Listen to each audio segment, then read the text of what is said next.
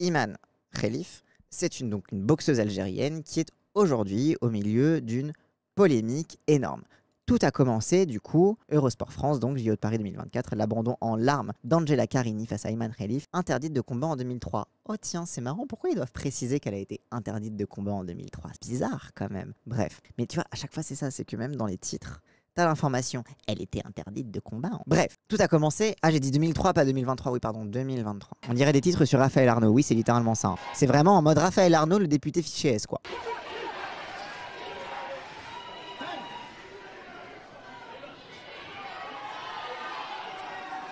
Voilà, elle demande une interruption.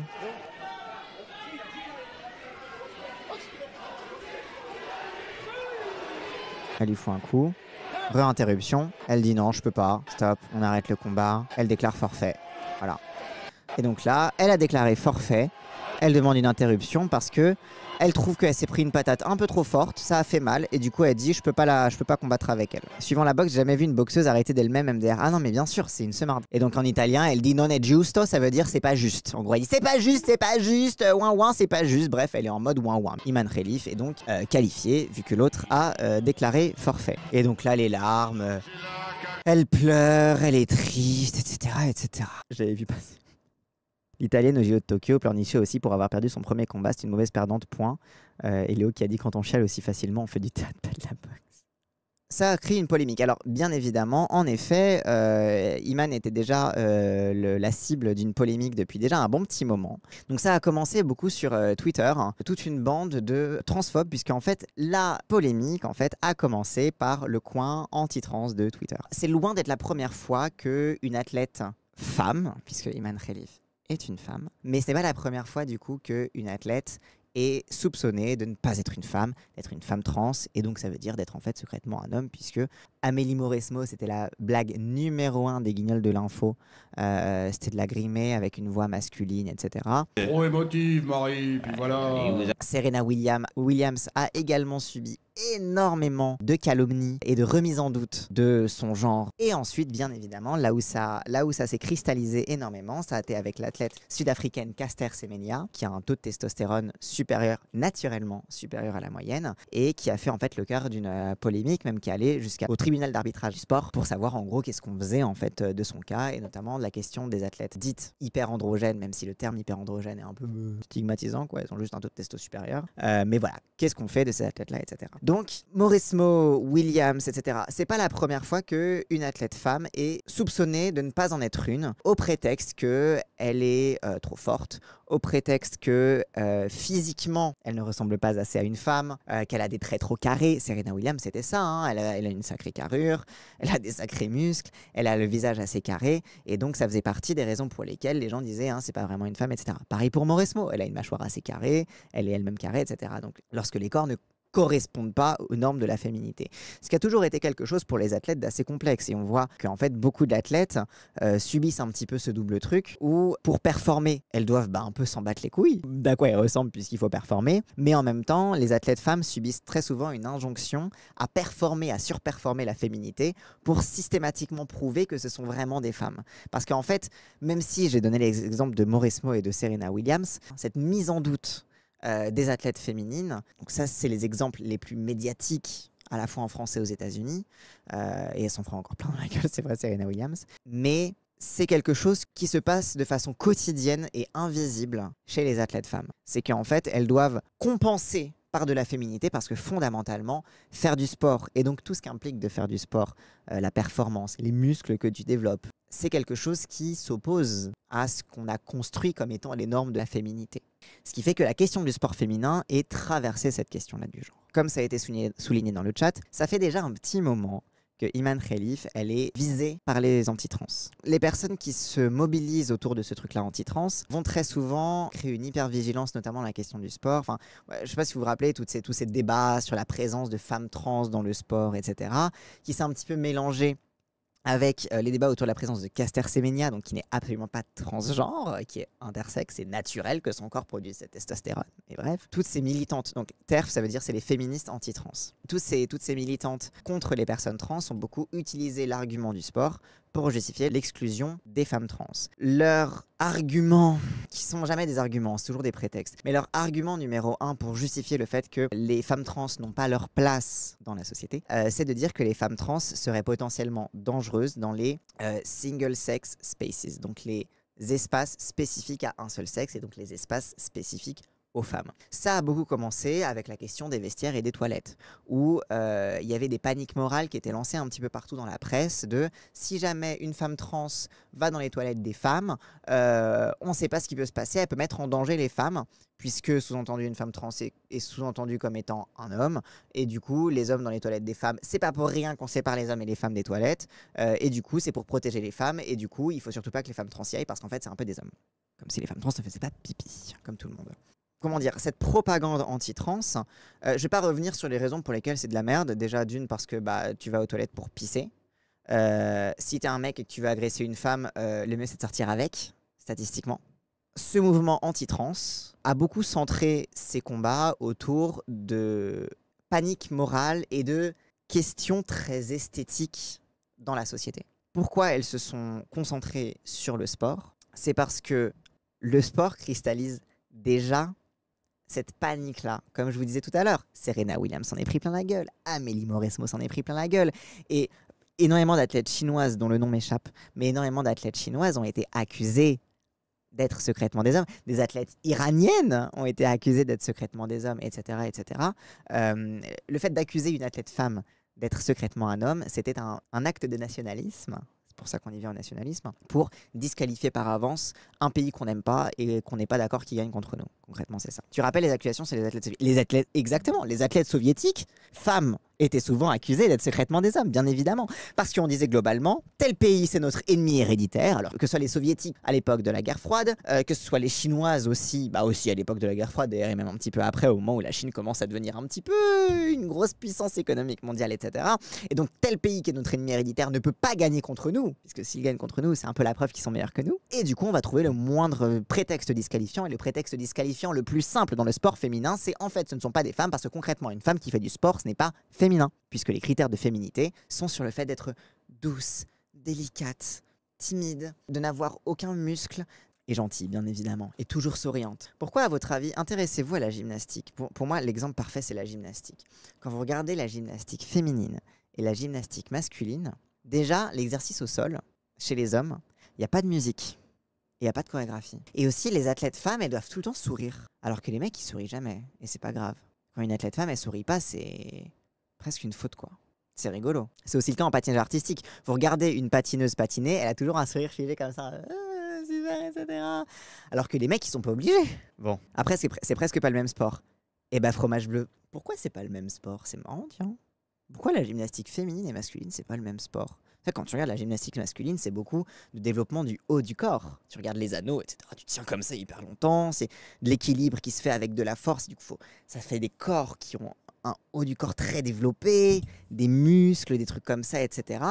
Alors qu'en gymnastique féminine, il y a plus souvent, notamment, tu regardes l'exercice de la poutre, c'est plus de l'équilibre, par exemple. Alors, tu regardes un corps de gymnaste femme, elle a quand même un haut du corps qui est monstrueux, mais c'est moins défini que chez les hommes. En fait, c'est pas le même sport parce que la peur et historiquement, l'angoisse, c'est que la gymnastique féminine, que si on fait faire les mêmes trucs de gym aux femmes et aux hommes, ça va rendre les femmes difformes. Et en fait, beaucoup de ces distinctions-là, notamment en gymnastique, mais pas que, dans les catégories de sexe, et quand par exemple tu as une catégorie de sexe qui fait que c'est littéralement un sport différent, c'est souvent parce qu'on ne veut pas que le sport ne déforme trop le corps des femmes. Vous commencez à faire le lien avec Iman Khelif, mais si vous avez besoin d'un petit peu plus, je continue. Les milieux transphobes scrutent énormément le sport féminin, puisque c'est un exemple d'un milieu dans lequel tout ce paradoxe-là, du fait que les critères de la féminité sont contradictoires avec le sport, et avec particulièrement le sport de haut niveau, toutes ces contradictions s'expriment et se mélangent entre elles. Les féministes anti-trans suivent énormément les athlètes femmes qui sont disqualifiées parce qu'elles ont un trop haut de testostérone. Parce qu'en trouvant ça, les féministes anti-trans vont se dire on va débusquer une athlète qui serait secrètement une femme trans, parce qu'en fait elles sont persuadées qu'il y a une épidémie d'hommes qui deviendraient trans pour gagner des médailles dans des sports contre les femmes. Ou alors pour taper les femmes. C'est leur théorie du complot. Voilà, elles sont en mode les trans. Voilà, elles font une vagino juste pour gagner une médaille. C'est genre, c'est parce qu'au fond, elles sont nulles en sport. Du coup, elles vont dans la catégorie des femmes parce que les femmes, c'est plus facile de les battre. Enfin bref, c'est toute la théorie du complot sur les athlètes trans. C'est totalement débile. Je sais même pas si j'ai à vous expliquer à quel point c'est débile. Non, tu ne fais pas de vaginoplastie juste pour gagner une médaille. Tu t'entraînes, c'est tout.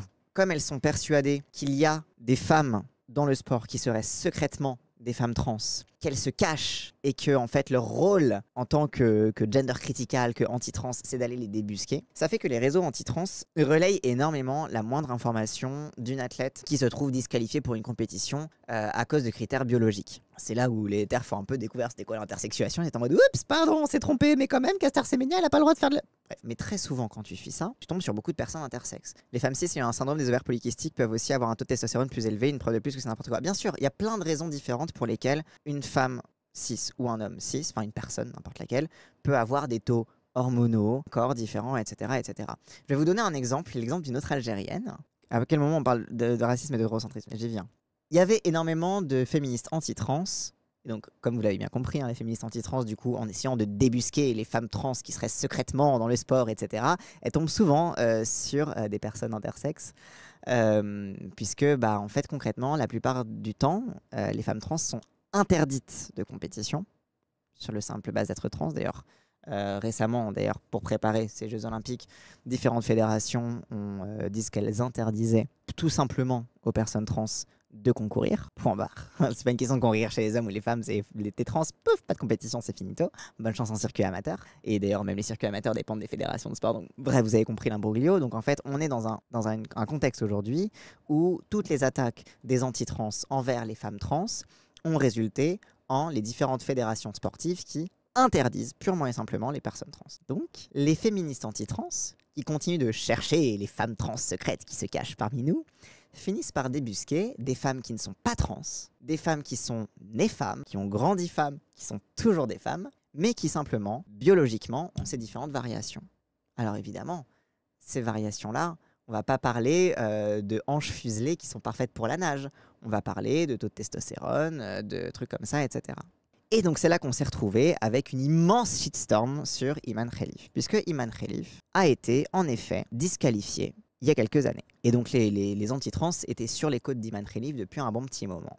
Parce que du coup, elles ont vu cette information-là. Donc la participation aux Olympiques de 2 boxeuses disqualifiées l'an dernier des championnats du monde, donc parce que l'an dernier, elles ont été disqualifiées des championnats du monde, suscite la controverse sur les réseaux sociaux où des informations parfois contradictoires, notamment sur leur identité de genre, circulent allègrement. Décryptage. L'Algérienne Iman Khelif et la Taïwanaise Lin Yuting sont les boxeuses en question. Elles avaient participé aux Jeux en 2021. Donc première information, elles ont déjà participé aux Jeux Olympiques. Elles ont gagné ou pas? L'Algérienne avait été éliminée en quart de finale de sa catégorie.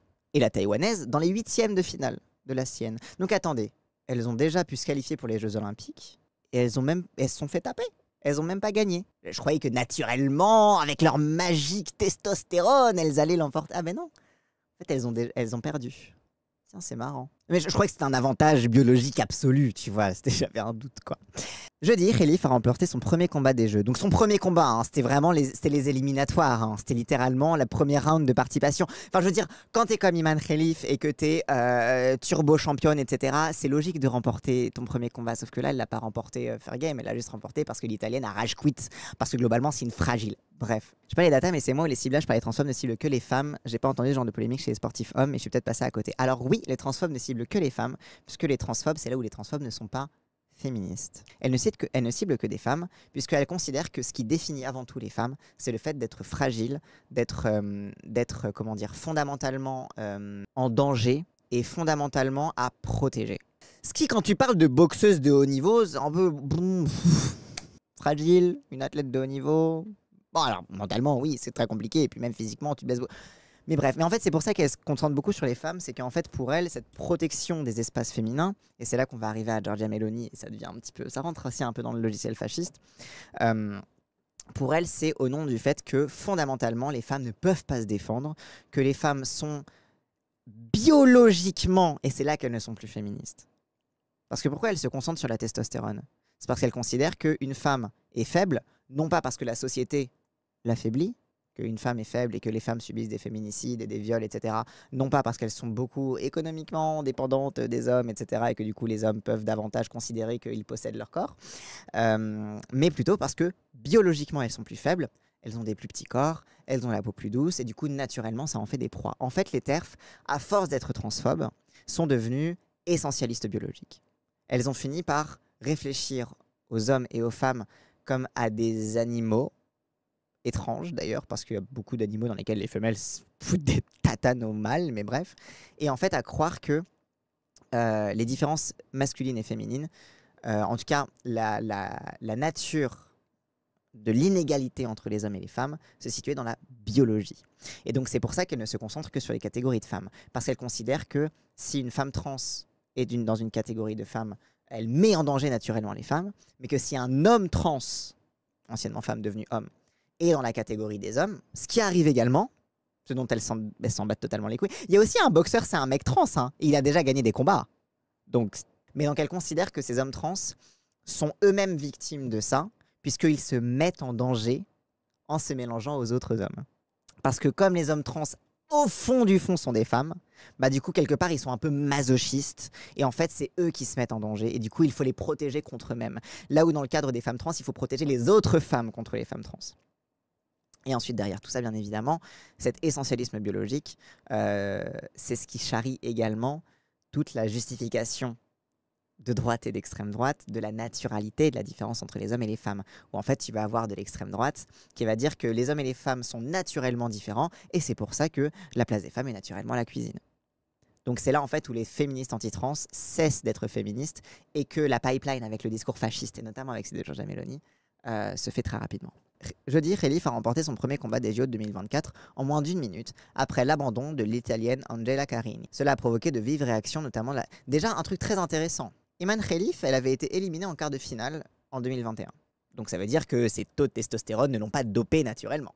Et parce que la boxe, c'est bien de taper fort, mais il faut aussi avoir des réflexes. Il faut aussi avoir de la souplesse, avoir de l'adresse, de la bonne coordination entre les yeux et les mains. Donc il y a plein d'autres choses qui rentrent en compte dans la boxe. Mettre des patates, c'est très très bien, mais tu peux très bien être très très rapide et foutre des petits jabs et épuiser l'adversaire.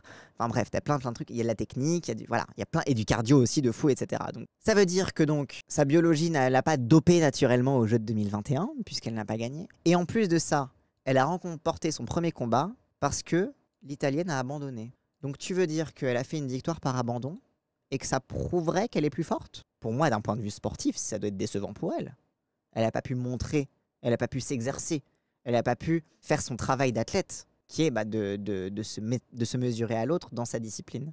Elle a gagné uniquement parce que l'Italienne a fait ouin-ouin, parce que c'est une mauvaise perdante, tout simplement. Ça a provoqué de vives réactions, notamment de la première ministre d'Italie, Giorgia Meloni, donc fasciste, qui a dit que les athlètes qui ont des caractéristiques génétiques masculines ne devraient pas être admis en compétition féminine. Alors c'est incroyable parce que ça veut rien dire.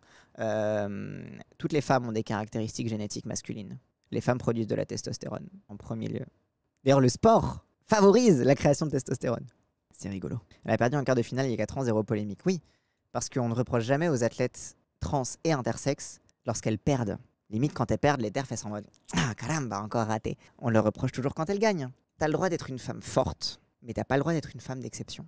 Moi, je suis une femme cis, j'ai un auto de testo à cause des SOPK, ça fait pas moins de moi une femme. Bah oui, de fou, bien sûr. Iman Khelif et Lin Yuting ont été disqualifiés des championnats du monde de boxe amateur en mars 2023 pour avoir échoué à un test de féminité. Je rappelle que les tests de féminité, à l'origine, ça vient du fait que les gens avaient des doutes sur les sportives soviétiques. Hein. Donc ça vient de problèmes politiques. Elles ont toutefois passé tous les tests nécessaires pour prendre part aux Jeux de Paris, assure le Comité international olympique dans une déclaration fournie à Radio-Canada. Bah oui, si elles participent aux Jeux olympiques, c'est bien que leurs fameux tests de féminité sont dans la norme. Donc qu'est-ce qui se passe? C'est quoi le problème? En plus, le CIO, ils sont relativement conservateurs par rapport à ça. Tous les athlètes participant au tournoi de boxe des Jeux olympiques de Paris 2024 respectent les règlements d'admissibilité et d'inscription de la compétition, ainsi que toutes les réglementations médicales applicables, peut-on lire dans cette déclaration. Cela inclut la présentation d'un certificat médical dûment tamponné et signé par une autorité médicale compétente dans les 3 mois précédant les Jeux selon les règles de la compétition. Le porte-parole du CIO, Mark Adams, a d'ailleurs indiqué en conférence de presse mercredi que les 2 boxeuses sont entièrement admissibles. Elles sont des femmes, elles ont concouru à Tokyo. Je pense que nous aurons la responsabilité de calmer le jeu et de ne pas transformer cela en une sorte de chasse aux sorcières. Ce sont des athlètes régulières qui concourent depuis de nombreuses années en boxe. L'histoire des... Donc c'est quoi ces fameux tests de féminité qu'elles ont échoué? C'est intéressant, du coup, attends, comment ça se fait? Parce que c'est une question qu'on peut se poser. Comment ça se fait que du coup, elles ont passé tous les tests pour les JO, qui est censé être la compétition, là. Mais elles n'ont pas réussi les tests pour les mondiaux de boxe. C'est bizarre. C'est quoi cette affaire-là? C'est quoi la différence du coup entre le Comité international olympique et la fédération, du coup, l'association internationale de boxe? Aux Jeux olympiques, l'organisation de chaque compétition, dont le choix des règles entourant les tests de féminité, est prise en charge par un organe directeur de la discipline en question. Les derniers championnats du monde féminin de boxe, amateurs, ont été organisés par l'Association internationale de boxe. Normalement, c'est cette association-là qui doit gérer avec le CIO. L'IBA était anciennement l'organe directeur de la boxe aux Jeux Olympiques. Donc avant, c'était l'IBA qui s'occupait de la boxe aux JO. N'est désormais plus reconnu par le CIO en raison de problèmes de gouvernance, de scandales d'arbitrage à répétition, de problèmes de gouvernance, scandales d'arbitrage à répétition et de sa dépendance financière au géant russe du pétrole Gazprom. Comme l'IBA n'est plus l'organe directeur de la boxe aux Jeux Olympiques, c'est le CIO lui-même qui chapeaute les compétitions depuis 2019. Ok, d'accord. Donc en 2019, c'est bien le CIO qui avait accepté Iman. D'accord. Quoi qu'il en soit, les deux boxeuses ont été exclues parce qu'elles ne respectaient pas les critères d'admissibilité. Citant le secret médical, l'IBA n'a d'abord pas expliqué les motifs précis de la disqualification. Son président a ensuite déclaré à une agence de presse russe que les tests ADN qu'ont subi les boxeuses auraient révélé qu'elles avaient des chromosomes XY, habituellement associés au sexe masculin. Toutes les déclarations subséquentes de l'IBA n'ont jamais mentionné les chromosomes des boxeuses. Tiens, attends, c'est bizarre. Alors déjà, d'une, je croyais qu'il y avait un secret médical. En fait, déjà, là, il y a un mensonge. Et d'ailleurs, ce fameux truc de elle est XY, elle est XY, elle est XY, on ne sait pas, en réalité. Toutes les déclarations subséquentes de l'IBA n'ont jamais mentionné les chromosomes des boxeuses. Un communiqué, publié sur le site web de la fédération, soutient que les tests ont indiqué de manière concluante que les deux athlètes ne remplissaient pas les critères d'admissibilité nécessaires et qu'ils avaient des avantages compétitifs par rapport aux autres concurrentes féminines.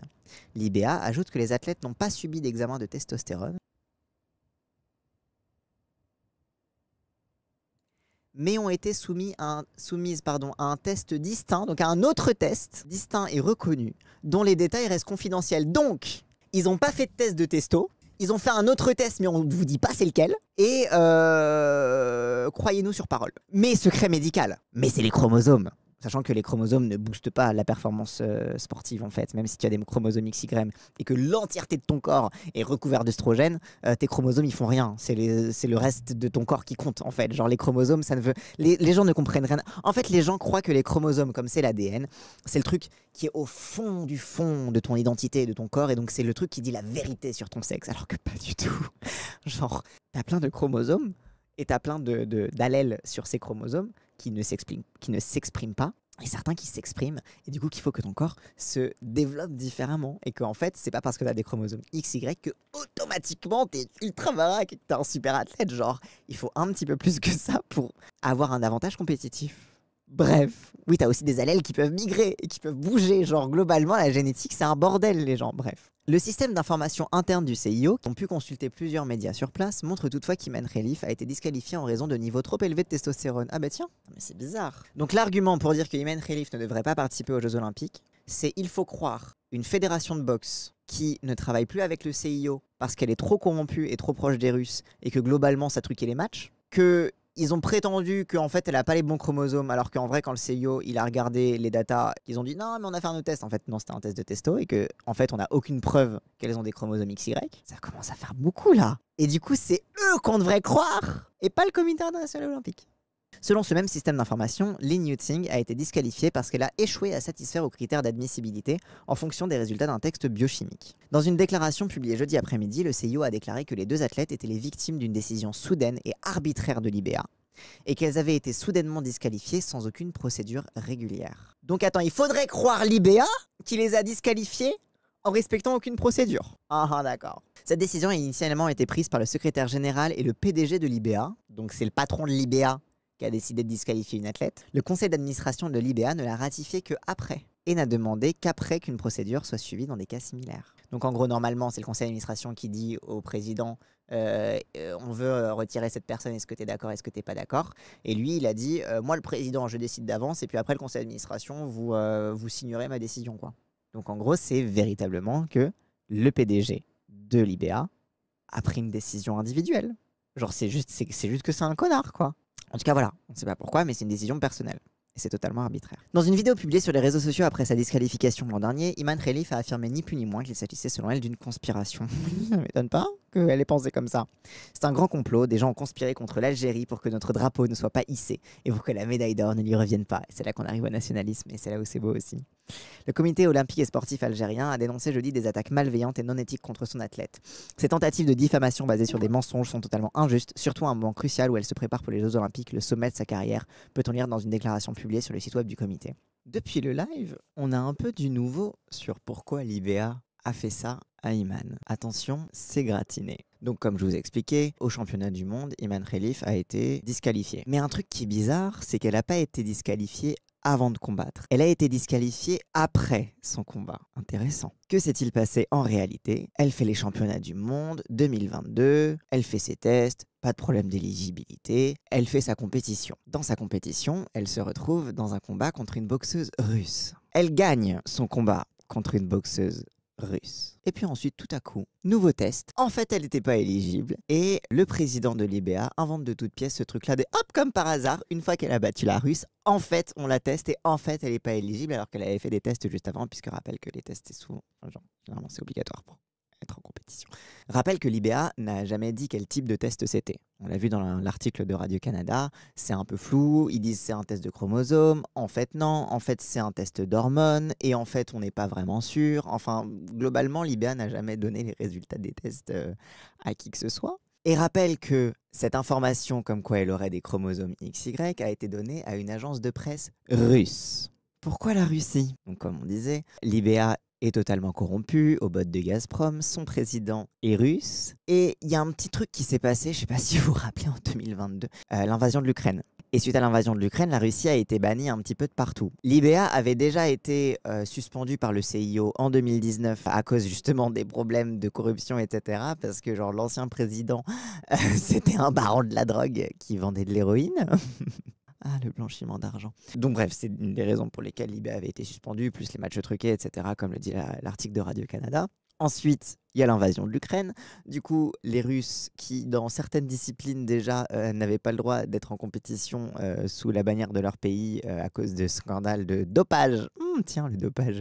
Bah du coup, est de nouveau suspendu du CIO puisque la Russie est en guerre et donc c'est un acte d'agression et que c'est une violation du droit international et que c'est contre la charte olympique. Et pile poil en 2022, une athlète russe, boxeuse, qui est censée donc représenter la fierté du pays, est battue. Et comme par hasard, on va inventer des faux tests pour dire qu'en réalité, elle n'a pas été battue et que c'était injuste et que c'est l'agenda trans. Parce que rappelle, quand ils disent qu'elle est XY, c'est pour sous-entendre qu'elle est trans. À ce moment-là, Poutine, il développe toute une propagande autour du fait que l'agenda trans et woke détruit l'Occident. Rappelle que Poutine, il a soutenu J.K. Rowling. Bref, donc le président de la fédération de boxe dit qu'en fait notre russe elle a été battue mais uniquement parce que les wokistes et l'agenda trans a mis à mal notre société. Vous commencez à connecter les points? Donc les transphobes peuvent pousser leur agenda anti-trans à aller chercher la petite bête à faire la transvestigation alors même que les personnes trans sont bannies de cette compétition. Rappelle que les personnes trans sont interdites des Jeux Olympiques. Bonjour Alba Diouf. Donc les transphobes permettent d'avoir une grosse exposition et de pousser leurs publications. J'ai vu sur Twitter des abrutis qui partageaient des articles de Redux. Redux, c'est une publication anti-trans. Donc ça leur permet d'avoir plus d'exposition médiatique. Et du coup, de l'autre côté, l'IBA permet d'avoir sa petite revanche sur le comité international olympique qui les a jetés en 2019. Qu'est-ce qu'il faut retenir de tout ça? Dans cette vidéo, je parle de transidentité et je parle d'intersexuation, puisque c'est les angles au travers desquels Iman a été attaquée. C'est le cadrage au travers duquel le scandale a permis de partir. Mais Iman elle-même, les seules informations selon lesquelles elle serait XY ou qu'elle aurait un taux de testostérone trop élevé sont des informations qui ont été partagées par l'IBA pour la seule raison et pour le seul crime que Iman avait battu une athlète russe et qu'il fallait vite trouver une raison de la disqualifier a posteriori. Donc tous les gens qui disent oui mais elle est XY, oui mais elle a de la testostérone, etc. Vous n'en savez rien. Le CIO vous dit que ces taux de testostérone sont normaux. Du coup vous ne vous basez que sur les dires d'une association pro-Poutine corrompue qui pratiquait le blanchiment d'argent de l'héroïne Coucou les trafiquants de drogue, ça fait mal, hein.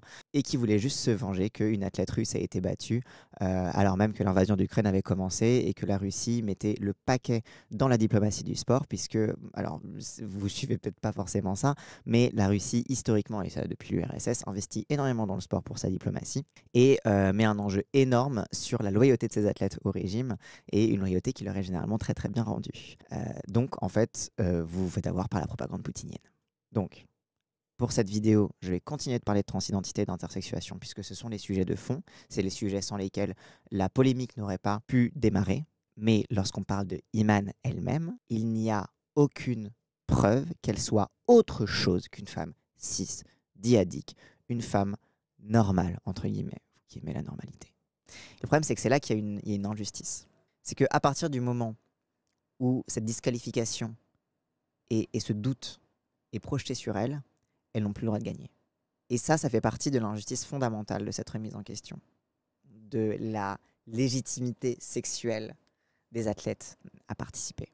Si elles gagnent, ce sera pour les détracteurs la preuve qu'elles avaient bien un avantage compétitif. Et si elles perdent, elles perdront une médaille pour laquelle elles ont travaillé dur, pour laquelle elles se sont entraînées et pour laquelle tout athlète contre qui elles se sont battues méritait de se battre. Donc, soit elles perdent en tant qu'athlète, soit elles perdent en tant que femme. Concrètement, on ne sait pas pourquoi Iman Khelif a été disqualifiée. On ne sait pas. Peut-être des taux de testostérone. Ça a l'air d'être ça. Le CIO a l'air de dire que c'est des taux de testostérone trop élevés. L'IBA a visiblement menti en disant qu'il y avait des tests chromosomiques, puisque le CIO n'en a vu aucun. Et en tout cas, on sait très très clairement que Iman Khelif a été disqualifié des mondiaux de boxe par une décision personnelle du président de l'Association internationale de boxe. Par contre, on sait pourquoi le doute a été posé sur elle. Elle n'est pas assez féminine. Elle devrait avoir les cheveux longs, du maquillage. Alors par contre, elle a les sourcils épilés, mais bon, ça, personne n'est capable de voir ça. Elle n'est pas baisable, quoi, non? Une athlète, c'est fait pour être baisable. D'habitude, on les voit en petits shorts et en bikini, etc. Moi, je regarde que le beach volley, hein. Puis elle a les cheveux courts, et puis c'est une africaine, quoi. Depuis quand l'Algérie sont bons en boxe? Et puis de toute façon, la belle italienne. La belle italienne. Regardez, elle pleure. Comment ne pas lui faire confiance? Elle est tellement honnête dans ses larmes. Regardez, elle pleure, la pauvre. Elle a forcément raison. Et puis en plus, elle envoie ses seins. Puis elle a les cheveux longs. Donc on peut lui faire confiance, non? Et aussi que blanc est plus féminin, que arabe est plus virilisé. Exactement. Comment dire? Lorsqu'on parle de racisme et de sexisme, il ne faut pas les prendre comme des choses qui sont différents les uns des autres. En fait, comment dire? Il y a des réalités différentes au racisme et au sexisme. Mais le racisme et le sexisme se sont aussi construits imbriqués l'un dans l'autre. C'est-à-dire que lorsque les Blancs, lorsque les colons ont commencé à essayer de délimiter les frontières de la race, ces frontières de la race ont été immédiatement genrées. Ils ont commencé, les colons et les femmes aussi des colons, hein, parce qu'il ne faut pas oublier le rôle que les femmes ont eu dans la disqualification des corps non blancs. Ils et elles ont décrit les corps africains comme des corps plus animalisés. Le corps des hommes était un corps plus puissant et plus menaçant. Montrer qu'on avait de la puissance parce qu'on arrivait à les mater, parce qu'on arrivait à les coloniser quand même. Ah, regardez, c'est nos esclaves, ils ont des beaux muscles.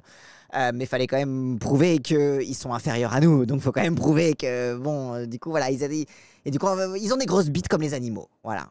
Ça, c'est des corps à dompter. Mais les corps des femmes aussi. Les corps des femmes ont été disqualifiés parce que décrits comme plus masculins. Dans cette frontière raciale entre blanc et non blanc, il y a aussi une frontière genrée. Parce que cette frontière genrée, elle sert à quoi? Elle sert à ce qu'on baise pas avec l'ennemi. Bah oui. Qu'est-ce qu'on fait s'il y a des métis? Il faut quand même bien dire aux femmes de chez nous que vous inquiétez pas, si vous baisez avec un mec noir, vous pourrez toujours dire qu'il vous a violé. C'est quand même honteux d'avoir un enfant métis. Oh. Messieurs, ne vous intéressez pas à ces femmes noires, il ne faudrait quand même pas qu'elles portent vos gènes. Il ne faudrait quand même pas que vous diluiez votre propre race. Les frontières raciales sont des frontières de sexe. Et en fait, tous les présupposés racistes. Aux USA, le cuckolding est très associé au racisme et à la sexualisation de l'homme noir comme ayant une sexualité bestiale, bien sûr. Donc, vous regardez dans le porno, notamment états-unien, tout le fantasme du cocu, généralement, c'est un mec blanc dont la femme se fait baiser par un mec noir. Il y a ce truc de rivalité dans le sexe, mais du coup une rivalité qui doit pousser, dans l'angle de la suprématie blanche, à ce que les blancs prouvent leur supériorité sur le sexe racisé, sur le sexe trop fort et du coup qu'il faut ramener à la faiblesse. Donc Giorgia Meloni qui s'en est mêlée et qui en a profité pour faire un truc également de civilisation. Là, on joue exactement la guerre entre l'Italie, qui en plus, Giorgia Meloni, son problème, c'est qu'elle a dû accepter des migrants. Alors du coup, elle essaie quand même de faire émerger une guerre de civilisation contre le Maghreb.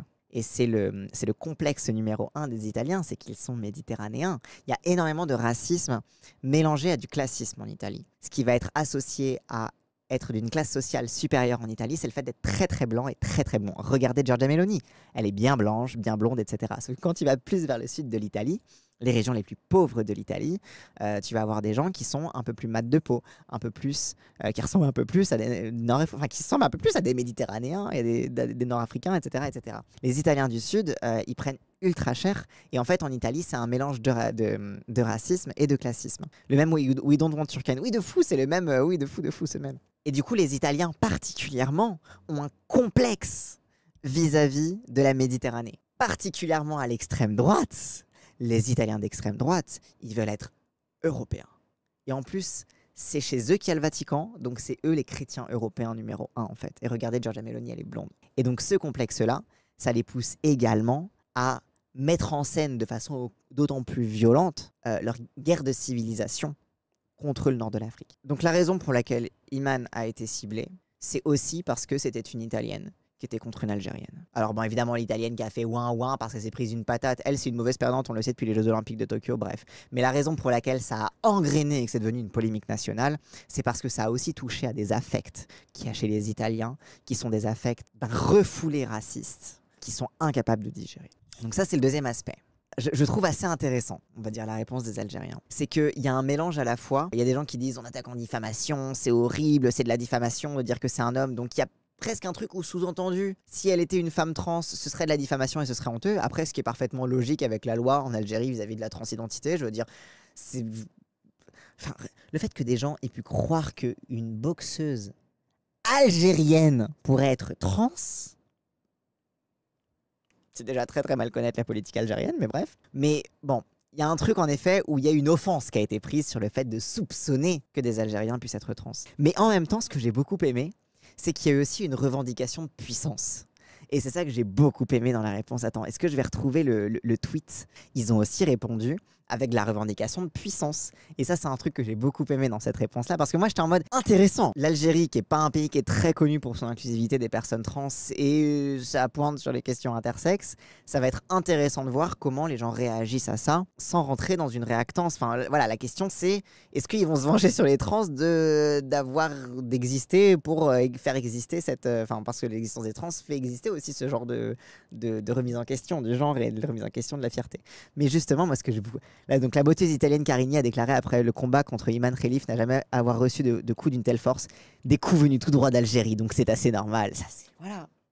Du coup, en fait, ils répondent par une fierté et par une revendication de puissance qui fait du bien quand on parle de sport féminin. Ce qui est beau dans le sport et ce qui malheureusement manque dans la visibilisation du sport féminin, c'est que le sport, c'est la célébration de la puissance. C'est la célébration du dépassement de soi. Et malheureusement, souvent dans le sport féminin, les sportives sont réduites souvent à parler de leur routine diététique ou à être réduites à des photos d'elles en maillot de bain, même si leur sport ne réclame pas qu'elles soient en maillot de bain. Ou alors tout simplement que leur sport réclame qu'elles soient en maillot de bain, alors que ça n'a rien à voir quand elles font du beach volley, par exemple. Et donc, moi, ça me rend tellement heureux de voir que Iman Khelif est soutenue non seulement en tant que femme, mais en tant que femme athlète et dans sa puissance de femme athlète. On va pas se mentir, ici la transphobie c'est juste une conséquence collatérale parce que le fond c'est bien le racisme. Alors, en fait c'est là que c'est complexe, dit Raven, c'est que la transphobie au travers des réseaux anti-trans fait que cette affaire est devenue extrêmement puissante, fait qu'on a eu un Elon Musk, qui est quand même le patron de Twitter, qui a énormément poussé cette polémique. J.K. Rowling, etc., etc. Donc la transphobie est quand même centrale pour comprendre cette polémique. Et c'est pour ça que on ne peut pas comprendre cette polémique uniquement sous l'angle antiraciste. Mais en fait, la question du racisme est ce qui permet de faciliter la disqualification. Pour moi, la transphobie, c'est l'affect de départ, parce qu'encore une fois, il y a tous ces réseaux TERF qui sont ultra mobilisés, qui n'attendaient que le moment où elle allait être en train de combattre pour balancer toute leur folie. Et le racisme est le lubrifiant qui permet de faire passer tout ça. La transphobie, crée la polémique. Le racisme crée les conditions de mépris de l'athlète visé par la polémique et de se dire, de toute façon, on va pas la défendre, quoi. C'est qu'une arabe, c'est qu'une chinoise. Voilà, quoi. Merci pour la clarification, même si dans le fond on était d'accord, mais je suis exprimé à l'écrit. Ouais, in fine, même si la transphobie est l'élément déclencheur, le racisme en est le lubrifiant, l'impact final est celui de l'intersexophobie. Parce que je vais revenir sur la question de l'intersexophobie 2 secondes. Dans tous les discours sur ah, elle est XY, du coup c'est un peu un homme, ah, gna gna gna, il a un corps difforme, c'est une malformation, blablabla, etc. C'est les personnes intersexes qui sont visées. Et les personnes intersexes, c'est quand même une population de personnes qui est assez importante, dont on parle assez peu, et qui subit quotidiennement l'invisibilisation, la honte, les mutilations médicales et le contrôle permanent de leur corps. Et ça fait partie des victimes presque invisibles de cette polémique. Ce que ça va causer aussi, c'est que des gens, des parents qui vont avoir un gosse, on va leur dire votre gosse est intersexe ou hyperandrogène, ou on va leur dire soit un des mots horribles et disqualifiants qui ont été employés dans cette polémique, soit un des mots un peu plus, ils vont se dire ah oui, comme cette athlète bizarre, ah non, il faut qu'elle soit normale, moi je veux que ma fille elle soit normale, parce qu'ils vont avoir en tête le fait qu'ils savent pas trop ce que c'est, mais intersexe c'est pas bien, quoi, globalement. Et donc ça va se répercuter directement sur leurs enfants. Quand t'écris juste Iman sur Google, on te propose immédiatement Iman Khelif chromosome XY, c'est une dinguerie. Ah non mais c'est fou, c'est fou. Parce qu'en plus, ça implique, limite, les gens, ils seraient contents de la voir à poil et de vérifier sa chatte, quoi. In fine, l'intersexophobie reste le sujet central, mais qui demeure quand même invisible de cette polémique. Et si je vous recommande de suivre le CIA, donc le collectif intersexe activiste. Ils font pas mal de vulgarisation sur la question de sport et de genre en ce moment à l'occasion des Jeux Olympiques, et notamment du coup avec toute cette polémique autour de Iman Khelif, ils ont fait quelques tweets aussi, et notamment il y a aussi une chercheuse qui s'appelle Anaïs Bouon, une des spécialistes françaises en sciences du sport, donc c'est une socio-historienne donc du corps, sport et genre, enfin bref, elle a fait tout un thread si vous voulez aller plus loin et creuser sur des sources un petit peu plus poussées sur la question de la performance sportive et la différence des sexes. Katrina Karkazis, qui est aussi une chercheuse qui a beaucoup écrit sur l'histoire des personnes intersexes. Ce documentaire Arte qui est vachement bien. Enfin bref, tout un trait de ressources que je vous recommande pour un petit peu creuser cette question-là. Et au moins profitons de cette polémique pour en apprendre un peu plus sur les réalités de l'intersexuation et sur pourquoi il faut mettre fin à l'intersexophobie, quoi, concrètement. Voilà. Et je vais finir là-dessus sur Meloni, sur protéger les droits des femmes. Donc la première ministre italienne, Giorgia Meloni, déclare « Avec ses niveaux de testostérone, ce n'est pas une compétition équitable. Qu'est-ce que t'en sais ? Les athlètes avec des attributs masculins ne doivent pas être autorisés dans les compétitions féminines pour protéger les droits des femmes. » C'est un truc qu'on retrouve beaucoup dans le discours d'extrême droite, cette question des femmes. On le voit dans la façon dont la question du viol est instrumentalisée contre les personnes racisées. Le fait de sous-entendre que, vous voyez les trucs à la Marion Maréchal Le Pen, le truc de dire que pour éradiquer les violences faites aux femmes, il suffit de mettre fin à l'immigration, comme ça, parce que c'est les immigrés qui violent les femmes, quoi. Il faut interdire aux femmes de concourir pour protéger les femmes. En fait, c'est ça, là, elle vient littéralement de dire il faut interdire à une femme, puisque Iman Khelif est une femme, de concourir parce que c'est un danger pour les femmes. Évidemment que derrière tout ça, Giorgia Meloni cherche à sous-entendre que Iman Khelif est une femme trans et donc est secrètement un homme. Ou du moins intersexe, mais ce flou est volontairement entretenu pour donner l'idée que ce n'est pas une femme respectable. Ce n'est pas une femme méritante. J'ai parlé tout à l'heure de la réalité raciste de tout ça. Je vais parler de la réalité genrée, parce qu'en plus, petit instant autopromo, j'ai participé au prochain bouquin, au nouveau bouquin qui va sortir de l'Institut La Boétie aux éditions Amsterdam, extrême droite, la résistible attention. Notamment le petit chapitre sur le genre et l'extrême droite, notamment sur la place de la transphobie et de l'homophobie à l'extrême droite. Voilà. Donc voilà, petit instant autopromo, voilà. J'ai coécrit un chapitre avec Fanny Gallo, qui est historienne du genre. Lorsque Giorgia Meloni dit ça, elle exprime également quelque chose qui fait partie de l'idéologie d'extrême droite vis-à-vis du genre. Lorsqu'elle parle de protéger les droits des femmes, Giorgia Meloni n'est absolument pas féministe. Elle a une politique qui vise à retirer les allocations familiales aux pauvres, ce qui, spoiler alert, retombe sur le dos des femmes, puisque c'est les femmes généralement qui ont la charge du foyer, et les femmes sont aux premières lignes en fait de la précarisation. Giorgia Meloni est contre l'IVG. L'extrême droite en Italie a fait a fait annuler les actes de naissance des enfants dont les parents étaient lesbiennes. Giorgia Meloni est main dans la main avec tout le lobby catholique pour lutter contre les droits des femmes. Et pourtant, il nous parle de droits des femmes. Pourquoi ça ? Pourquoi est-ce qu'elle parle comme une féministe ? L'Italie, bien pire que la France en termes de discrimination sur le genre, la société est bien plus conservatrice qu'ici, et encore en lien avec l'église catholique. Oui, de fou. L'église catholique est encore très très très présente en Italie, et ça fait que niveau sexisme en Italie, c'est ultra vénère. Bref. Mais pourquoi l'extrême droite utilise ce discours de la protection des femmes ? Parce qu'en fait, les femmes, c'est pas des femmes. Enfin, il faut bien comprendre que lorsque les femmes d'extrême droite parlent de la féminité et parlent des femmes, elles parlent en réalité de la civilisation. En fait, les femmes sont une allégorie à la civilisation. Pourquoi ? L'extrême droite a une vision organique de la société. C'est-à-dire que la société serait comme un corps biologique avec des organes qui fonctionnent ensemble. Et la cellule de base de ce corps, de cet organisme, c'est la famille. Voilà, le plus petit dénominateur commun d'une société, c'est donc la famille. Et si on ne comprend pas ça, on ne comprend pas toute la pensée d'extrême droite sur la protection des femmes. Les femmes sont importantes parce que la famille a pour objectif de reproduire la pureté de la société, et particulièrement la pureté raciale de la société.